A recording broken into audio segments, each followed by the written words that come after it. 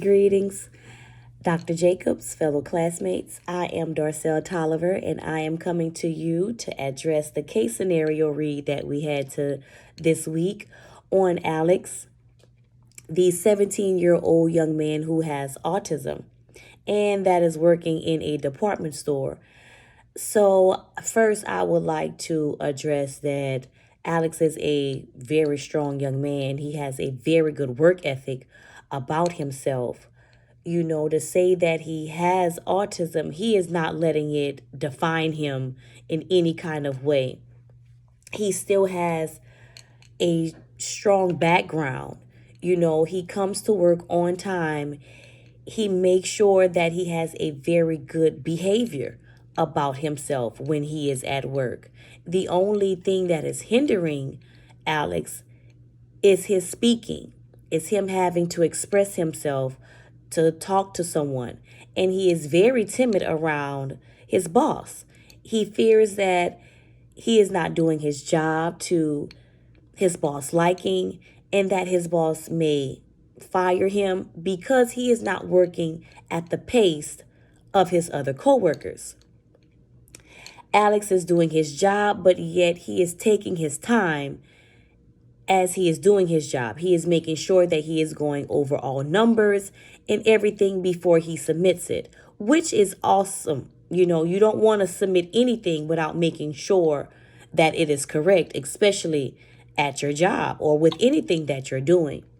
So with my transition plan that I have, and is something similar to the transitions, plan that Alex has in real life, is that having a rehabilitation counselor come in with Alex, even if it's a vocational counselor to help him with his speaking, to express to him, to help him, express his words, his dialogue, and anything that he may have to let out. He's able to do that without being fearful, without having any short words, being timid or about anything. So having someone to come in who can help him speak or who can speak for him until he is comfortable would be a plus. Also, with his post-secondary education, he is a very bright young man in math who he also loves math. So he can also find a vocational school, a 2-year degree college to where he can get a associate's degree to help him with math. And to say that Alex has a IEP, this IEP can follow him with his post-secondary education as well. He would have to give it to the counselors at whatever technical school that he chooses. But that IEP that he has in middle school, high school, elementary school will follow him so on. Now, when it comes to his parents, Alex's parents, we would suggest that Alex's parents, since he is 17, when he makes 18, he is now an adult. We suggest that all parents would then have a power of attorney over their children, especially those when they know that they are not able to make certain decisions for themselves. They are the ones who are going to have power of attorney. They cannot have any say so or do anything without their guardian or parents' consent. Granted, even though that child is there or that young adult is there, they still need some sort of consent from their guardian before anyone, any counselor, anybody can move forward. And as well, when he is going into the assistance living program, Alex wanted to have some independence about himself. So with the assistance living program, there will be counselors there as well, and they will evaluate him.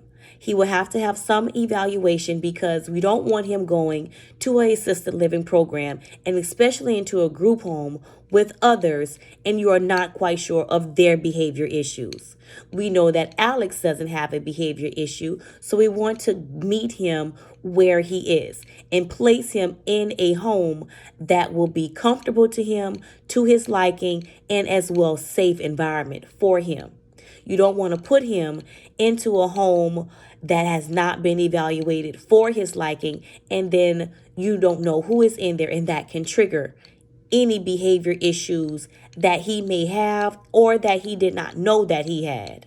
So I would say having all rehabilitation programs, vocational, post-secondary, and as well as assisted living will come together once a month to evaluate and bring their dialogue together to see, okay, well, how is Alex doing here on the job?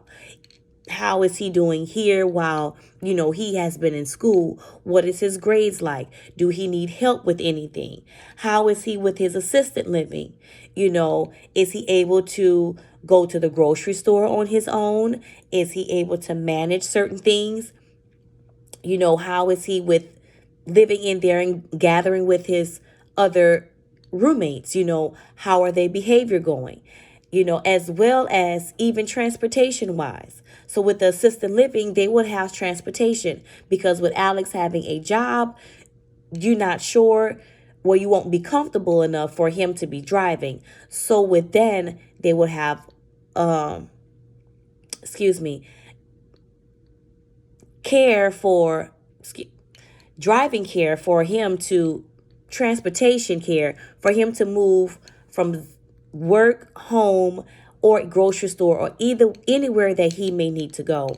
So that is my vocational transitional plan for vocational, educational, post-education, I should say, and assisted living. Thank you.